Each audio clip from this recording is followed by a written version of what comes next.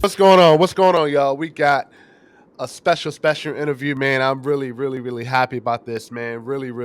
Um, man, I'm excited about this one, man. We got a legend, one of my favorite rappers, man. I reviewed his music, man. We got the legendary Jon Connor here as far as an interview, man. Really appreciate you, John, coming on the rap review room, man. What's going on? What's going on, man? Man, peace, peace. Thank you for having me, bro. It's a pleasure, man. Always, man. Thank you. Always, man. As John Connor's from Flint, Michigan, man. Just kind of what you were doing as far as like, man. I would say can we even say kind of prior to 2012, as far as Yeah, for like sure. you. Okay, okay, kind of you being from Flint, Michigan, man, and that community, kind of like speak a little bit about that your kind of backstory on how you grew up, how you kind of got into music, and kind of how you got the back of Flint, Michigan behind you, man. So, man, yep, born and raised in Flint, Michigan. I started Right. making music when I was 11, 12 years old. And this is during the times, I'm Nice. an 80s baby. So, this is during the Right. times when we was recording on tapes. We was dubbing Yeah. tapes. Started out way back then, for music. And Right. then I kind of found my way to hip hop being the way that I expressed myself musically when I was 12, 13 years old from listening to No Limit, Cash Money, Right. Three Yeah. Six, 36 Mafia, the early Flint pioneers like MC Breed, the Dayton Family, Top Authority. You know what I'm saying? Nice. Project Nice. Orange. Much love to everybody that came up in Flint, and so it really was it was that my sister, she was the one who really like had hip hop in our household. And so, man, she was listening to all of these things, and I became just so inspired by it that it just kind of, I caught that bug that everybody talk about, like when hip hop just hits you, when you just feel that urge, that need to express yourself through rhyming, man. That's how it kind of happened for me. And so, just for anybody who watching this that don't know my story, so then I started my own company when I was 15 years old. I started my company, All Varsity Music Group, was selling CDs out of my locker in high school, kept grinding. I'm talking about on the Greyhound bus, passing out Right. CDs, and you know Right. what I'm saying, just going through that whole Man. era. Then doing the underground grind from 2010 until I eventually ended up getting signed to Interscope Aftermath Records in 2014.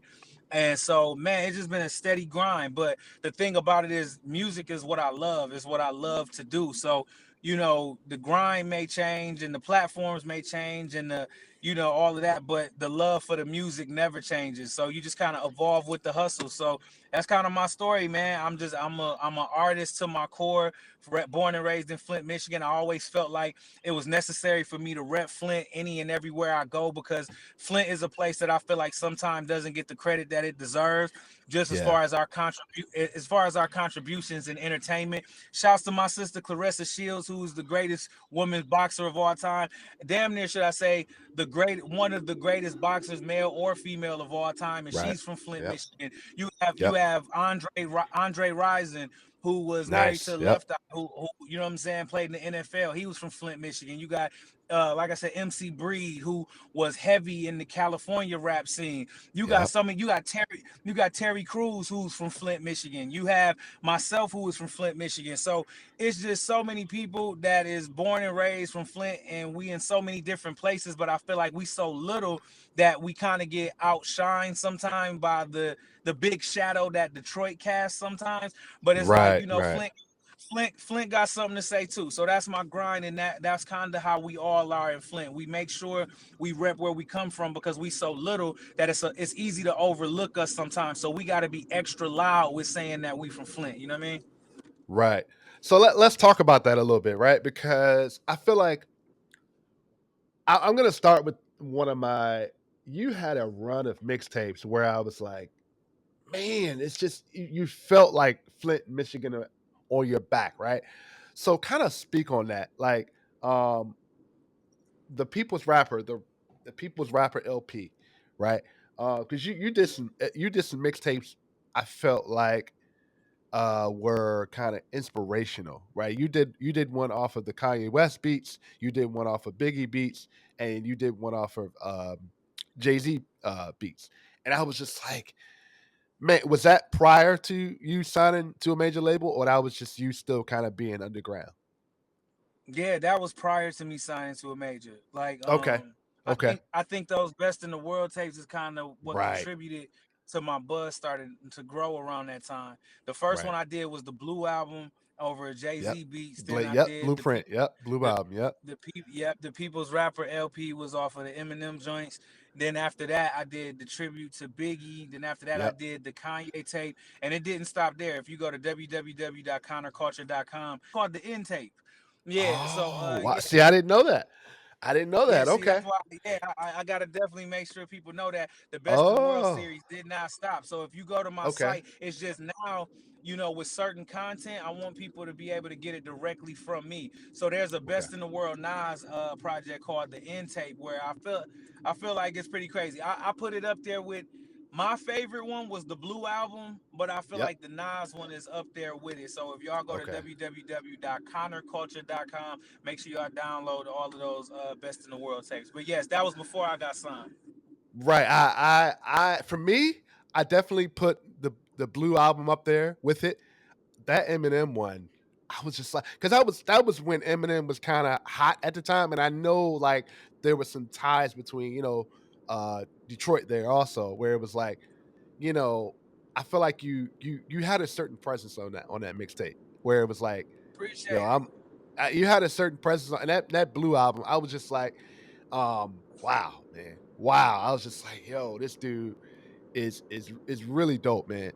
Um, Thank you. so what kind of what was your mindset going into as far as like what made you like just pick up the pen and start writing? What's your love? What's kind of your love for music? How does that continue to motivate you even today? Well, I grew up in a musical household. Music Okay. played a big part. Music played a big part in my household.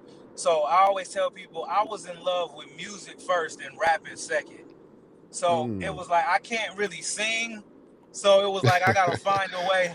I gotta Right. find a way to. I know I want to do music, and I gotta find a way to do it.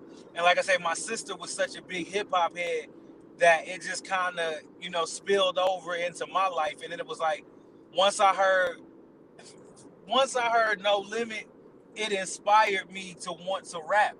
You know what I'm saying? It Mm. was like I was hearing this crew rep their hometown, and at the time, New Orleans really wasn't on the map as far as hip hop like that. And so Right. it inspired me because I was thinking like I could do that for Flint. And so I actually what made me want to pick up the pen was, man, it was like because there's so many thoughts going through my head right now. I had to actually teach myself how to rap. Like I remember I listened to DMX and Jay-Z and Nas because when I was listening to No Limit and Cash Money, I was understanding that it was hot, but I wanted to understand what made a lyricist a lyricist. You know what I'm saying? So Mm. then I Okay. really went in and started studying like the people that were heralded as like lyricists. I'm talking about I would go to sleep listening to It Was Written, I Am, Godson, Stillmatic, Reasonable Doubt, the Black Album, the Yeah. Blueprint. It's Dark and Hell is Hot, the Machiavelli 7 Day Theory. Bro, I really became like a student of the game. Like, excuse me. So, like, the more hip hop I listened to, the more I fell in love with it. Like I said, I was in love with music out the gate, but the more Mm. I studied and the more artists that I got into, it made me more passionate about it as I understood the craft and I understood what made a good lyricist and what made a dope artist. So I think what inspired me was, like I said, hearing my sister listening to hip hop, always wanting to somehow be involved in music, and then the great artists that came before me that made me want to pick up the pen and do what they did. So those are the things that made me want to really get down. Nice, man. Nice. So who's and I'm gonna get into kind of continue story there, but who's like someone I'll start with producer. Who would be a producer you feel like you would want to make an album with? One producer. You know what? Because it's so crazy. I just did like one of my bucket list projects with DJ KLC from the Yep. legendary Beats by the Pound. So he was on Yep. my Yep. my bucket list. You know what I'm saying? Right. I would say producers I would want to make a whole project with. I'm gonna say first off, Kanye West is Yeah. always first and foremost Yeah. on my list. I think The old dog is one. Kanye or new Kanye? Any version of Kanye, man. You know what I'm saying? Any version of Kanye, man. Okay. I feel like dude really is one of the greatest musical minds of our Yep. time. Yep. So Kanye, DJ Paul and Juicy J, Woo. Okay. um, Okay. they count as one because they're a production Right. team. So Right. DJ Right. Right. Paul and Right. Juicy J, Right. Manny Fresh, Yep. Oh man. and and Oh um man. and Pharrell. Pharrell. Okay. Okay. Yeah. Okay. I can what about okay. What about if nowadays a lot of rappers are starting to come out albums together. Who will be some rappers you want to do an album with? Man, rappers that I would want to do an album with, man. That's a good question, man. I don't know. I don't know. Because when it Yeah. comes to that, man, I just want to get down with whoever got good energy, and it is Okay. about, educating people and spreading love through the music. Right. Our when if I do a whole project with another rapper, our agendas have to align. You know Okay. what I'm saying? Okay. So for me, that's the answer. So whoever aligns with the agenda that I'm on, which is putting God first, leaving Yeah. our people with a message, leaving our Yeah. people better than we found them. You know what I'm saying? Then come on, let's get it popping. Right. Okay. Okay. Okay. So let's speak on because at the time, like you said before, um, you had the People's Rapper, you had the Blue Album, you had those mixtapes out, you had the buzz, right?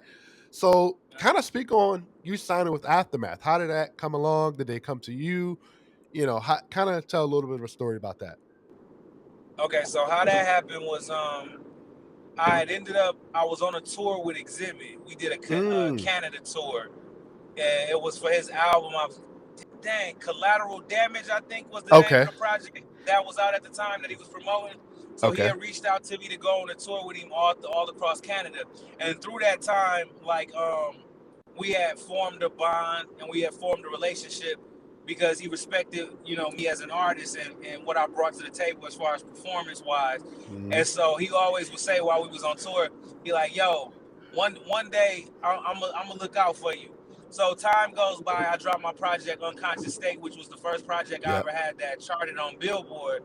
So Yep. that made him reach out to me, and he was like, "Yo, I'm gonna let Dre hear your music." So how me and Dre connected was through Exhibit.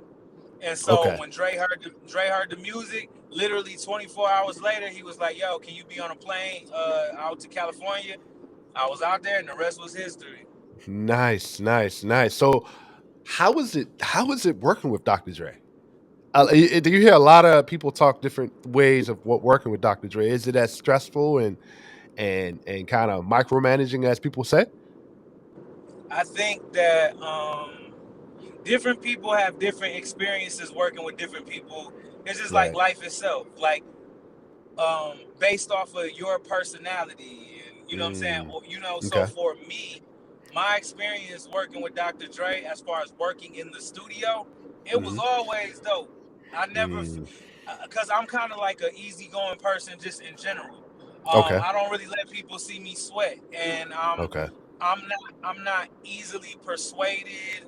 I stand on my thoughts and stand on my opinion. I'm confident in what I do and my Right. ability. When it comes to being in the studio, I'm like a fish in water. So the thing is, because I want to make sure I answer your question directly. Yeah. No. No. No Like worries. No worries. so, because you said a lot of people have, yeah. I would just say everybody's experiences dealing with people is going to be different based off of Right. your personality. So Right. based off of my personality and Dre's personality, when we were in the studio, it was all love. Hmm. And I would tell people, this go for anybody watching this that ever works with Dr. Dre. Just listen to what he tell you to do, and it's gonna be an Yeah. easy night. What I found with people, is that they come into it and they get in their own head about trying to impress him, or they're thinking about all of the past work that they legacy intimidate them. What Hmm. studio? If you go to the Right. studio with Dre or any producer and you let fun and the magic and let the music be the chief concern, it's gonna be an easy day. But if you in Yeah. your own head thinking about he worked with this one and I hope it's this and what does he think about that? Listen, Yeah. you wouldn't be there if you wasn't supposed to be there. So my Right. Right. experiences with working with Dre. So for me, what was it like? It was always fun. It was always us experimenting. It was always us laughing and trying different things. It was Right. I saw a lot of those tense sessions, but as far as Jon Connor, Dr. Dre sessions, it was Mhm. always easy going and smooth. Right. So kind of speak on after, we won't get into like the negative and all that stuff as far as I know you guys kind of parted ways. So what was your thought Yeah. process after, did you feel like as an artist, were you trying to figure out how to reinvent yourself? Were you figuring out how to try to like what do I do next? Did you feel like maybe it was a point of like maybe rapping isn't this is the end right here for me? What was your thought process for that? You know what's funny about that? And this is so I love how you worded that question. You said Right. aftermath, right? What people have to Right, understand is, yeah. bro, I was rapping long before I ever met Dr. Dre. So my dream doesn't stop with Dr. Dre. Right, My dream right, wasn't to right, sign to my dream wasn't to sign to Dr. Dre. My dream was to be successful in music, and I'm still that. So the thing is, what I right, learned right, sometimes about people is like, and much love to them, you know what I'm saying? But for a lot of people, Dr. Dre and Interscope and Aftermath, that's their end all be all. They can't see past that because for them, that's the pinnacle. For me, I still haven't, mm, I'm still chasing my pinnacle. That was a right, step on the way. Y'all still about to marvel about the things I'm about to do in the future. Like, you know what I'm saying? right, So it's like, whenever you look at certain artists, man, like, think about if somebody would have said that to, and I know it's kind of taboo to bring his name up now, but I'll use him as an example. Puffy got fired from Uptown Records to create Bad Boy.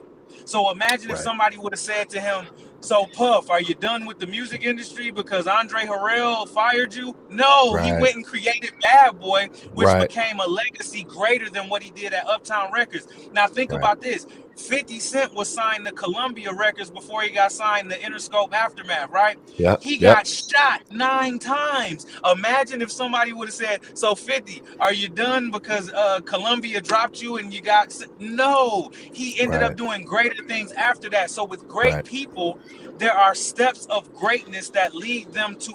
The only way you could be great is to be around greatness. So in order for me to right, continue to do things that are in my mind, the greatness that I'm trying to achieve, it was meant right, for me to cross paths with a Dr. Dre. It was meant for me to cross paths with an Eminem. It was meant for me to be around these people and learn from these people because the plan that I've been having in my head since I was 12 years old, when I was 12 right, years old, I didn't say I want to sign to Dr. Dre. I said I want to be great right. at music. So as long as I'm not dead and I'm still breathing, y'all still watching me create greatness. Me being on Yep. Aftermath was a part of that. Like that wasn't the end Mm, of my story. You're watching a story happening. Like, was right. it like a learning experience? Absolutely. But I think it's funny sometimes when people say, "Did you?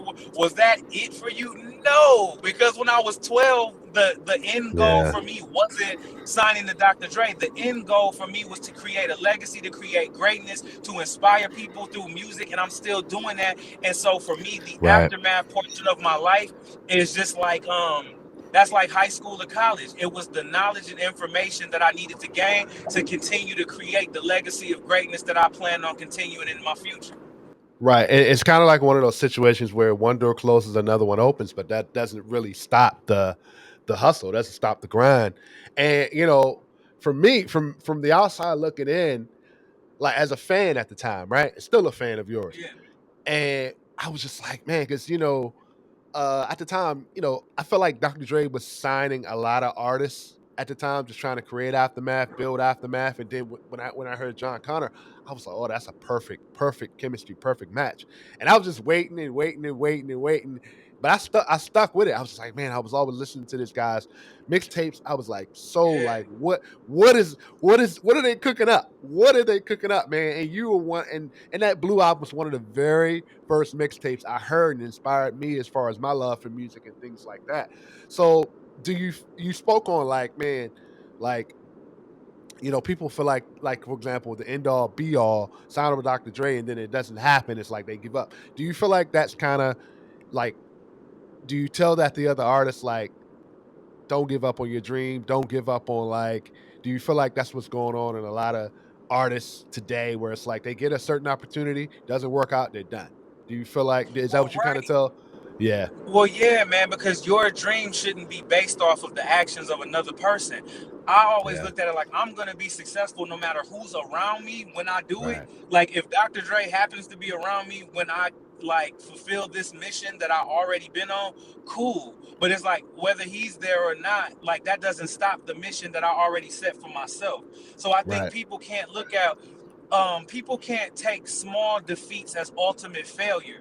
You're going to have small defeats on your journey. That's what's Mm, going to happen. Like I mentioned to you, Puffy, and I mentioned like a 50.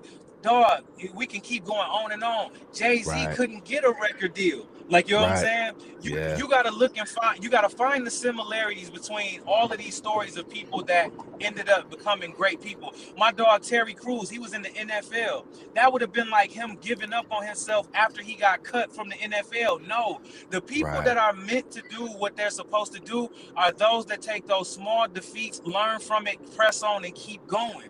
If Yeah, you, it's not ever over unless you quit. right, Over is when you quit. But as long as you get up and you got the drive, the determination to keep waking up every day and keep striving, as long as you believe in the goal that you set for yourself, you have to be obsessed with your goal in order to achieve it. So what right, I say, like in regards to your question, is, man, like no person outside of yourself can dictate whether you become who you choose to and decide to be. And that's just point blank period. It doesn't matter like who it right, is. Like you have to right, just keep going. So right. I just look at the people, like I say, that came before me, man, and it's just like, okay, I'm right on track. Like you know what I'm Okay, saying? To have right. these type of stories and testimonies that I'm supposed to have in order to get where I'm ultimately wanting to go. And like I said, y'all are gonna watch this story in progress, and we gonna have another interview when these blessings come my Oh way, yeah. and I'm gonna be like, oh, this is what I was talking about. Yo, what's up, y'all? This philosophical from the Rap Review Room. What's going on, y'all? If you would like your music reviewed here, whether it may be a track, an album review, or an interview, don't hesitate to reach out. I first ask that you subscribe here and also follow me on Instagram. Send me a message on Instagram. Let me know who you are as an artist, and we can definitely get your channel reviewed here. And this is a channel that promotes a lot of up and coming artists, whether it be a track, an interview, or also an album review. This information is also down in the description box. If you have any questions, definitely look down in the description box. Hey, you know what, man? I can't wait, man. Shout out to Soul Logic because he was another guy out here in DMV that also kind of introduced me to you. And you were kind of an artist I really study, and I love like your passion, just representing Flint, just how your storytelling, how you represented for the community, like you just was the people's rapper, a rapper's rapper, and I really love that. So let's talk about after that SOS, which came out in 2020, right? That was on your label now, I assume, correct? Yeah. Okay. Yes. So let's speak about that a little bit. I felt you that was a double album. Speak about the process on kind of making that album. Man, I'm gonna keep it so real with you. So that Okay. was the first thing. That was the first thing that I was able to put out after leaving Interscope Aftermath Records, right? So Mm. I just was so happy to be able to release anything. So Oh wow. sometimes I'd Okay. be like, yeah. So sometimes I'd be like, artistically, it wasn't my most perfect or my most polished project. That's because I just felt like the shackles was let off of me, and I just wanted to be able to put out anything. I was just happy Okay. to be able to release music when I felt like it again. It was like I don't Okay. care if it's mixed properly. I don't care if I don't. That's why songs on SOS. It's a song on there that's I think like 15 minutes long. It's another Yep. song on there Yep. that's like 7 minutes long Yeah. because that Yeah. was just me being like I have the freedom again to do what I want to. And the And I SOS felt album that. was Yeah. me just being like, it was like I'll never take my freedom for granted again. That's why you keep hearing the recurring theme on SOS where I'm saying thank you. It's four Right. songs Yeah. called Thank You Yeah. on Yep. SOS because Yep. I'm thanking all of the fans that stuck with me. I'm Right. thanking all of the ones that wasn't just rocking with me because I signed to Interscope Aftermath. That was rocking with me since 2010 when I was doing mixtapes, to the Yep. people that was rocking with me, you know what I'm saying, through the Best in the World series. It's like Yep. I'm thanking those people because Jon Connor didn't start in 2013 with my situation at Aftermath. I was doing this long before that. And there's a Right. fan base of people that was riding with me before that who continue to ride with me now. And that's who I create music for. So that SOS album Yep. was strictly for the people who have showed me love and have supported me since day one. So that's why you got Kelly Price singing thank you at the beginning on the intro. Yep. Then you got Yep. me saying thank you on number two. Then you got Yep. just all of these ideas and things that while I was signed to a major label, I was under the thumb of, you know, other people saying you can't do this, you can't do that. And I'm an Aries, bro. I need to be able to be Right. free. I'm a creative. I'm an artist at heart. Right. So it's like I can't express like as an artist to not be able to put out your music is probably the worst. That's literally like being in hell, bro. To be an Right. artist and to be able not be able to put your music out, I can't describe like how defeating that feels. So the SOS album was like a celebration of me just being happy to be able to release whatever I wanted to release. And so that was the thought process that I was at when SOS came out. Just being grateful to be able to do what I love doing, which is to help people through my art, man. You know what? I really felt that, and when SOS came out, man, I was so happy to. And it was the same feeling I Thank you. felt when Food for the Soul came out. It seems like, man, every time.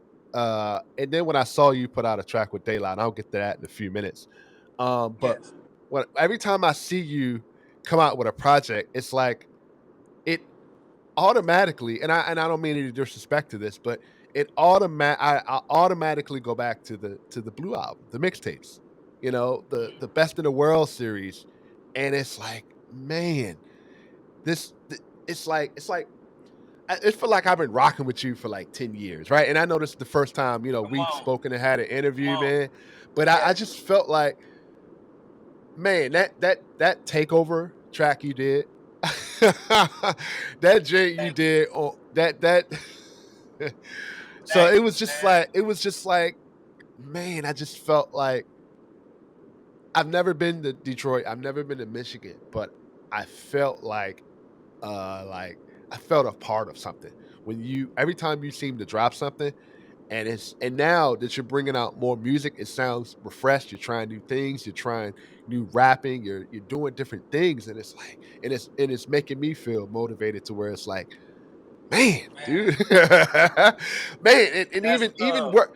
And even when I was gonna interrupt you before, you say I was gonna make a joke. You were No Limit Soldier. I was a Cash Money Millionaire, right? Let's go. Let's go. Hey, bro. I was a Cash Money Millionaire. So I'll never forget. Not Bro. to get off topic, I'll never forget. No Limit came out with "Make Him Say and Yep. Mystical was sitting on top of the basketball hoop. I'll never Yeah. forget that memory. And like Master P had a tank in the gym, and Mia X came. Dude, that was one Come of on that now. that's gotta be one of the great. And I'll tell you right now, KLC is one of the like, dude, my favorite beat from KLC of all time is Down for My Niggas by C Murder. Come That's on one now. of the Let's go. that's one of the greatest, like, for Let's go. me, that's one of the That's an greatest. anthem, bro. Yeah, that's one of the greatest. But again, man, I was a big Manny Fresh guy. I was a Cash Money Yeah. Millionaire. Like one of my Same favorite. here. Yeah, one of my favorite. I think 400 Degrees is one of the greatest, like Classic. underappreciated, underrated albums ever. Like Classic. people don't understand that story Juvenile was telling, and those beats were just crazy, man. But again, Classic. I just wanted to let you know that I was a big Hot Boys Cash Money fan, man. No limit to me, no limit to me. I appreciated Masterpiece Hustle, but there were just a few artists on there I really like was like Mystical, Mia X. I loved Cain and Abel. Yep. I wouldn't have C Murder was cool. Mac was cool. I mean, there was some artists over there. I was like, man, it's really cool. But when they made it to where, because back at that time it was always Cash Money versus No Limit, but it didn't never Right. come to violence. It was always a respect, man. So I definitely appreciated that, man. I definitely appreciated that. So let's speak on I definitely feel you on that. Yes, love to yeah, them, man. Love to Manny Fresh, love to KLC yeah, and Beats by man. Pound. Love to just New Orleans hip hop because New Orleans hip hop is what really brought me, really what made me want to rap. Right, right. So if you, we'll speak on the KLC album in a few minutes here, but Food for the Soul, man.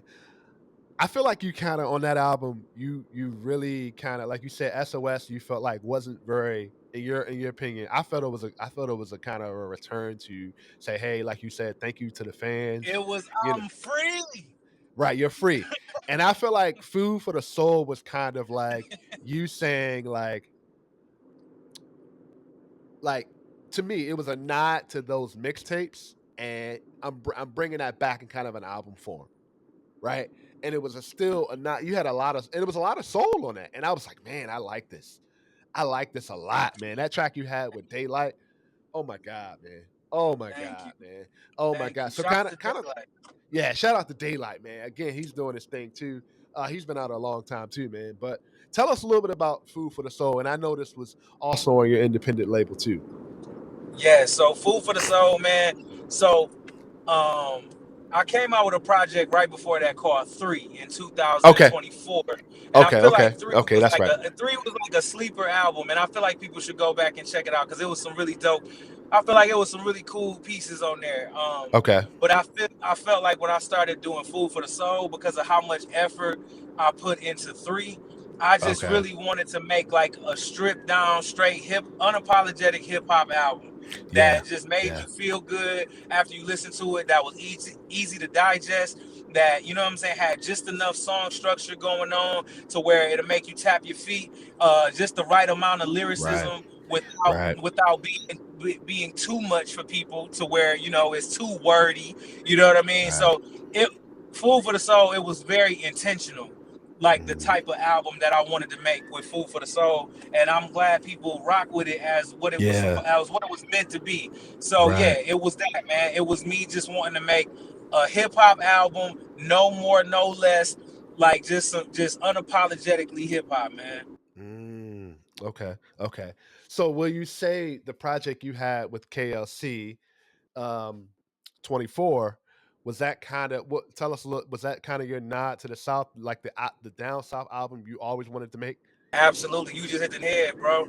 Like Yeah. 13-year Yeah. old me, the first beats I ever rapped to was me looping KLC instrumentals on my tape deck and rapping to those Mm. and selling them in elementary school. So for me, it's like it's an honor and a dream come true to work with, to me in my eyes, one of the greatest producers in hip hop history, KLC. So Yeah. yes, it services a lot of things. For one, like little kid me, you know, 13-year-old me, Right. but then also grown man me, to know that someone who I respect so much respects what I do the same amount to want to do a project with me. 24 album was just my salute.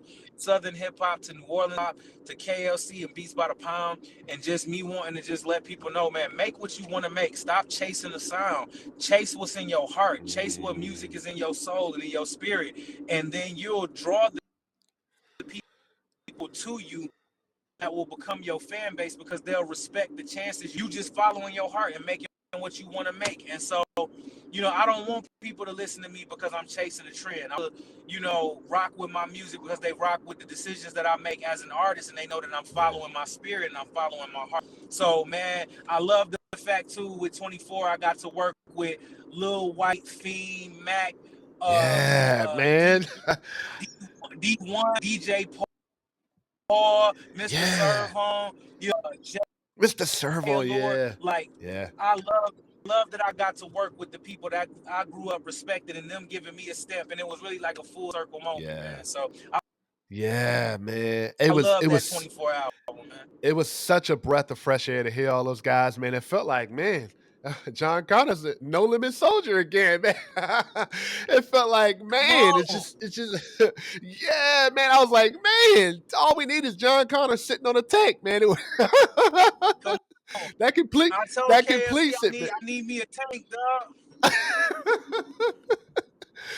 Man, so what? So, kind of explain what does 24 mean? Where did that album name come from? 24 came from the album that made me want to rap was the TRU True to the Game CD, and it Yep, came out yep. in 1997. Yep. So when me and KL was on the phone talking about doing a project, he was like, "Man, so what we gonna call the album?" And then he asked me, he said, "So what?" He said, "What year did that album, the TRU album, come out?" I said, "97." So it was 24 years between me hearing No Limit Soldiers on the TRU album and us having the conversation that we said we was gonna make an album. So 24 Nice. was the number of years it took for, God to put it together for me and him to make an album. Nice, man. That is amazing. So who's your favorite? Just on the side note, who's your favorite TRU member?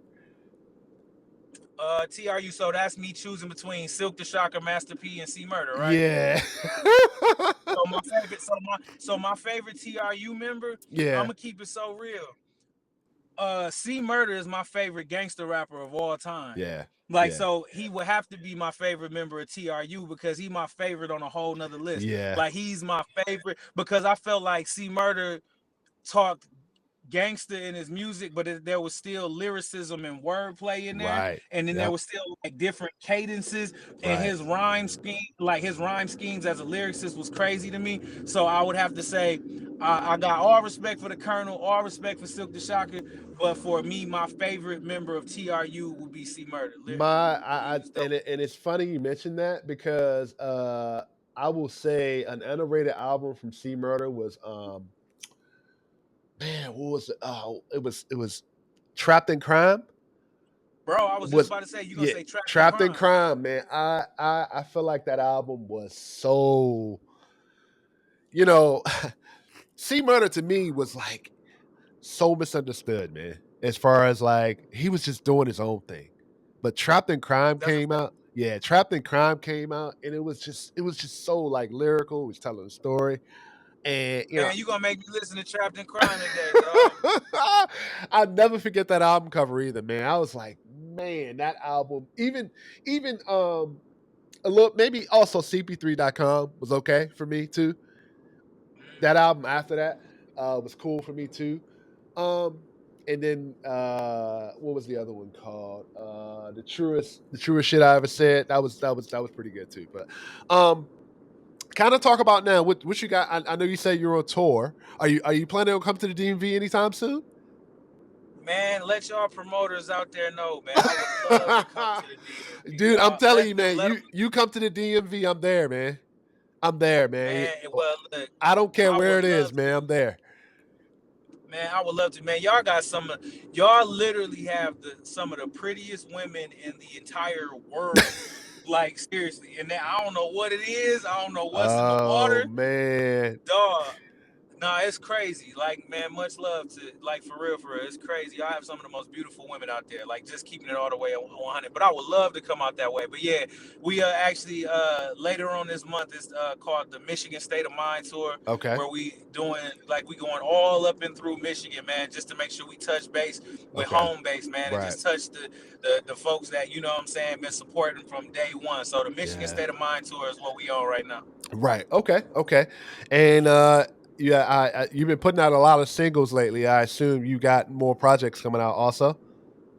Yes, absolutely. So, me and my dog Smitty, we gonna do something real Yeah. special in 2026. Okay. I'm and we gonna do something real special. I ain't gonna speak on it now, but we dropping a project in September. Okay.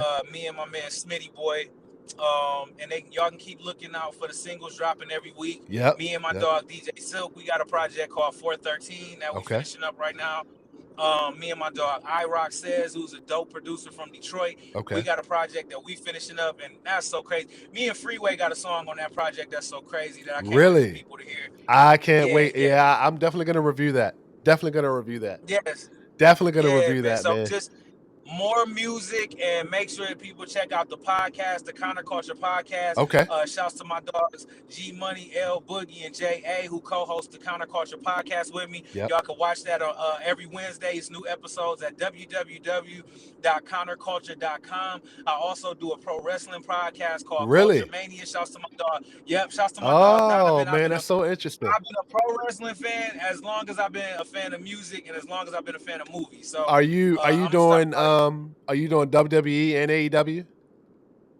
Yeah, shouts to Okay. my dog Swerve Strickland. That is my brother, and shouts to Really? TZ. Those are Yep. my brothers. Yep. Like yeah, at AEW. So yeah, it's AEW and WWE. Okay.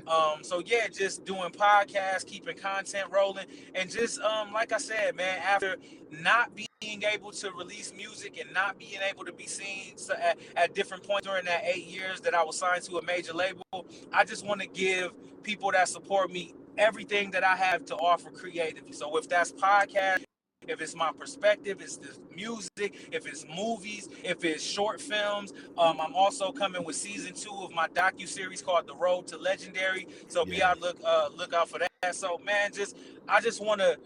A wise person told me, make sure you die empty. You know, die with no regrets. And so whenever I leave this planet, hopefully no time soon, I died empty. I gave y'all everything I had creatively, man. Man, definitely make sure you send me that information. I'll definitely put that in the description box, man. Everything as far as the Connor Culture podcast, your wrestling podcast, and also links to your music, your website, all that. That'll be down in the description box, man. I really appreciate it, man. You don't know how much of a like, man, a high this is for me, man. I told my wife, I was like, man, I'm gonna get Jon Connor on the podcast. I've been telling my Man's friends, I've love. been kind of waiting.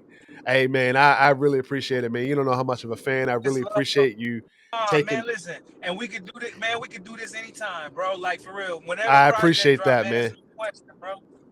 I appreciate that, man. I'm definitely gonna. I don't know. Are you into reviewing albums and stuff like that too? Other projects and stuff like that. Are you into that? About that, man. I might start. I'm doing that as well. Yeah. Hey man, I would love for you I to love come to up see. here, man. We can I got a plethora of album reviews that I would love for you to come up here. We could definitely speak on it, man. I just did an exhibit Absolutely. album review with Kingmaker, which was an amazing album, by the way. With another guest of mine, Charlie Venus, man. I'm always taking guests to do album reviews. I'm trying to get some other artists up here to do some album reviews, but it's tough sometimes. It's tough. But yeah, man, I'll definitely look out for that, man. I'll definitely hit you up for that, man, if you're definitely open to that. Absolutely. Listen, I'm down. Just let me know. I Let's make it happen. appreciate that, man. I appreciate this so much, man. Appreciate you taking the time with me today. I appreciate it, John. I really appreciate this, man. Big fan. I know you got more music, more work coming. I'm definitely going to be reviewing it here, man. People seem to love you. People are always commenting about you, saying you're a beast. I think you're a beast, man. I think you're an inspiration to the hip hop Thank you. scene and just kind of your presence and Thank stuff you. like that, man. Really appreciate it. But really appreciate Thank you. y'all, man, for hanging out with us, man. Shout out to Jon Connor, man. This is something that kind of a dream come true, a milestone for the Man, channel, man. Really appreciate it. Really appreciate it, y'all. Um, we're out, y'all. Peace.